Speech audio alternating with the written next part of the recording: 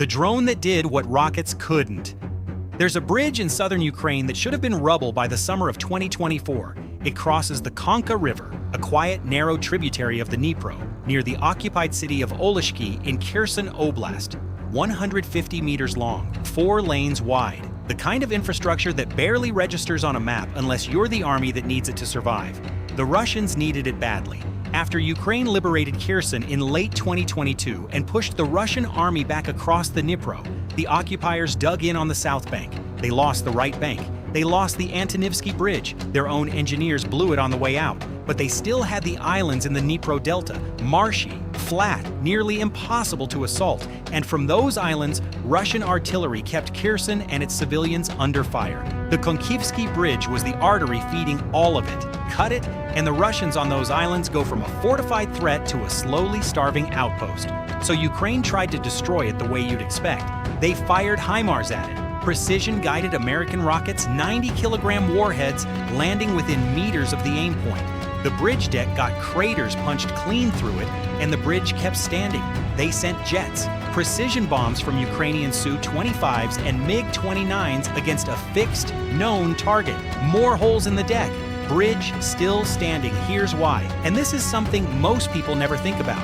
Bridges are built to handle enormous downward pressure.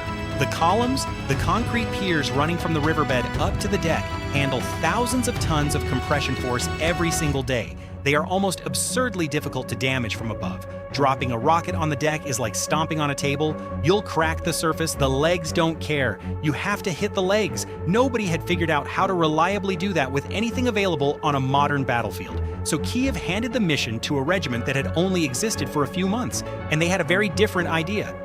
The 426th Separate Unmanned Systems Regiment of the Ukrainian Marine Corps was officially stood up on the 29th of October 2024. This unit didn't exist a year before the bridge mission. It was born from a war that had turned Ukraine into the most drone-intensive battlefield in human history. Based in Mykolaiv, 60 kilometers from Kherson, their focus was the south, the Dnipro Delta, the occupied coastline, and exactly the kind of riverine terrain where the Konkivsky Bridge sat. Their internal name was Journalist. The Journalist.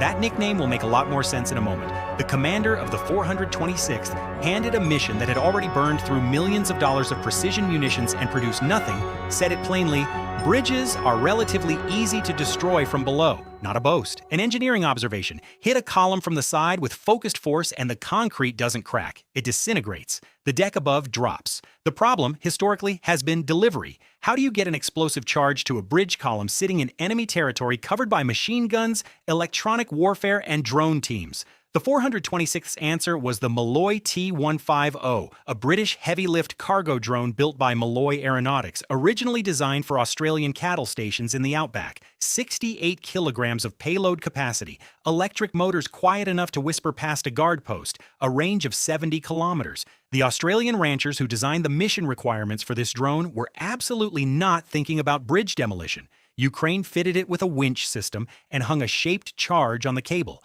A shaped charge is not a blast weapon, it's precision physics. A concave copper liner collapses inward at detonation and forms a hypervelocity jet of metal and superheated gas traveling at 8,000 meters per second. It doesn't blast through concrete, it penetrates it. The difference between a regular explosive and a shaped charge is the difference between punching water with your fist and driving a needle through it. But a shaped charge has to be built to the exact geometry of the target. The column diameter, the standoff distance, the charge mass, all calibrated to the specific structure you're hitting. If you don't know the column dimensions, you're guessing. Here's where the Journalist nickname pays off. At some point in 2024, a Russian soldier posted a photo on Instagram. Victory pose, big grin, rifle slung, and framed behind him in perfect accidental clarity are the support columns of the Konkivsky Bridge.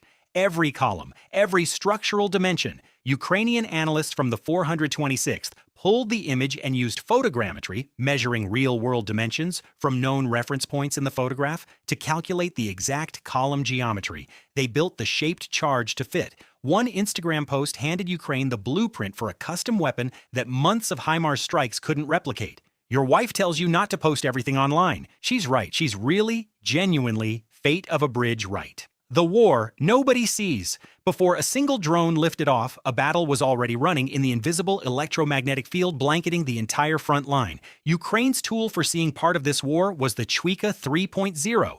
Russian FPV drones, fast, small, kamikaze, transmit live video back to their operators through a radio link. The pilot sees through the drone's camera in real time, flying it like a video game right into the target. That transmission is a radio signal, and the Chuika 3.0 intercepts it. Whatever the Russian FPV pilot sees through his goggles, the Chuika shows on the Ukrainian crew's screen, like tapping into the security camera of the person breaking into your house.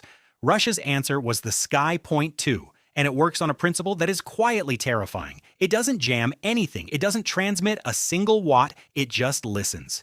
Every time a drone pilot moves the control stick, the transmitter sends an RF pulse to the drone. The SkyPoint 2 hears it. One unit gives you a bearing. 2 units cross their signals and give you a precise grid. The dugout, the crew, the control station. To within a few hundred meters, $15,000 worth of listening equipment can locate a $500,000 mission and the trained operators running it. And the Chuika can't see the SkyPoint 2 at all. The Ukrainian crew gets no warning they've been found. The third layer of this invisible war was the Lancet 3, Russia's most effective precision loitering munition, 12 kilograms total, 2.5-meter X-shaped wingspan, electric motor. It launches, climbs to altitude, and orbits silently for up to 40 minutes while its operator watches through a camera in the nose. The warhead, 3 kilograms, states is a shaped charge built to punch through tank armor from above. At 250 kilometers per hour, the columns were degrading silently. The final attempt is where everything converges. The T-150 lifts off at first light, 50 kilograms of shaped charge swinging on its cable. 6 Ukrainian FPV drones launch half a second later in pairs, screaming across the Konka at 120 kilometers per hour, crashing into sandbagged Russian positions along the far bank. Smoke rolls across the Russian line. Under that cover, the T-150 crosses no man's land at 60 meters altitude, a dark speck against the gray sky, virtually silent. On the far bank, the SkyPoint 2 has already been listening. The T-150's control link is a stronger, more continuous emission than a standard FPV signal. The 2 Russian RF detection units cross their bearings and resolve the transmission to a dugout 4 kilometers from the bridge. The Russian commander runs the math fast. Artillery is too slow. A direct FPV strike on the dugout won't flush the crew. They have drone detection and will stay inside. He needs them outside. He tasks 2 FPVs to ward the dugout, not to kill them on first pass, to scare them into the open, and calls up the Lancet already circling 200 meters above the position. Patient, quiet, waiting. The Chuika screen inside the dugout changes. 2 incoming Russian feeds, closing fast. At the same moment, the T-150 arrives over the bridge. The pilot slows to a hover, activates the winch, and the cable starts feeding through the target crater in the deck, down through the hole, descending toward the column the Instagram photo identified. Then the video feed fractures into static. The SERVS-S5 Russian jammer on the far bank has found the control frequency. It floods every band the T-150 uses. The pilot cycles frequencies. Standard counter-jamming protocol, nothing clears. He cranks the transmitter power to maximum, punching the signal through the noise. The feed snaps back, stuttering, degraded but flyable. He corrects the drift and pushes back toward the target. But the higher power just made the SkyPoint 2's job easier. The dugout grid the Russians already had just got confirmed in sharper detail.